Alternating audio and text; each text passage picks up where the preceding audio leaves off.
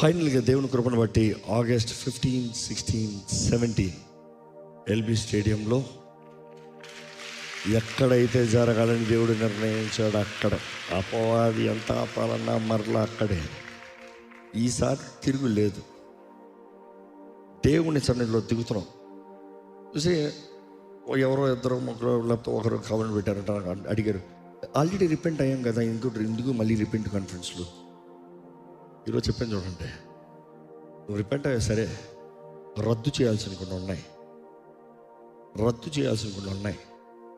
సరే, నువ్వు గతంలో రద్దు చేసావా? ఇంకా డీపర్గా వెళ్తాం. రిపెంట్ కాన్ఫరెన్స్లో నీ ఆత్మలు ఉన్నాయి. ఆత్మల ఇన్ఫ్లుయెన్స్ ఏమైనా నీ మీద ఉందో చూడాలి. ఏ ఆత్మ ఏంటో తెలిస్తే, ఆత్మ ఎలా పనిచేస్తుందో తెలిస్తే రద్దు చేయాల్సిన ఆత్మలు ఉంటాయి. బయలుదేరు అది నువ్వు తరమాలి. ఆత్మలను పెట్టెలుగా పెట్టుకుని దేవాన్ని తోడుంటానంటే కార్యం జరగదు. సో ఇవన్నీ డయాగ్నోస్ ఆ రిపెంట్ కాన్ఫరెన్స్లో రిపెంట్, సెట్ రైట్, దేవుని చేతుల్లోకి వచ్చి దేవుని పాదాల దగ్గరకు వచ్చి we will see great revival. Are you ready for it? మనం దేవుని దగ్గర తగ్గించుకుంటే ఆయన కార్యం జరిగిస్తాడు. ఒక్కసారి రిపెంట్ కాన్ఫరెన్స్ కొరకు ప్రార్థన చేద్దామా?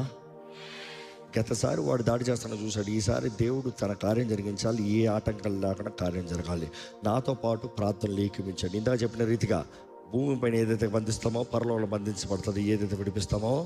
కాబట్టి ప్రార్థనలు ఏకీపించండి. ఆమెను చెప్తూ ఆలకించండి. రెడీ?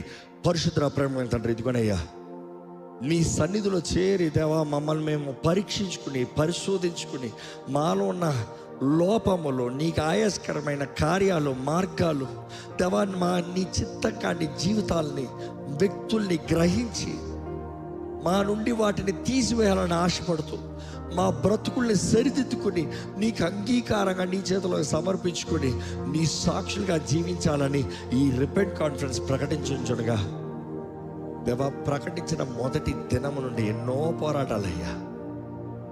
కానీ ప్రభువా ఇది పెద్ద యుద్ధం అని నువ్వు తెలియజేస్తున్నావు. దేవా యుద్ధం యెహోవాదే అని ప్రకటిస్తున్నామయ్యా. మాది కాదు, మేం పోరాడతాం కాదు, నీవు కార్యం చేయబోతున్నావు. కానీ రథములను సిద్ధపరచు దేవా, మమ్మల్ని మేము సిద్ధపరచుకోవాలి. నువ్వు జరిగించిపోయే కార్యానికి సిద్ధపాటుతో, దృష్టితో ప్రతి ఒక్కరిని సన్నిధిలో చేరి నువ్వు మా పక్షాన జరిగించబోయే కార్యాన్ని చూసి దేవా మమ్మల్ని మేము తగ్గించుకుంటే నువ్వు నిశ్చయంగా కార్యం చేస్తావు కదయ్యా.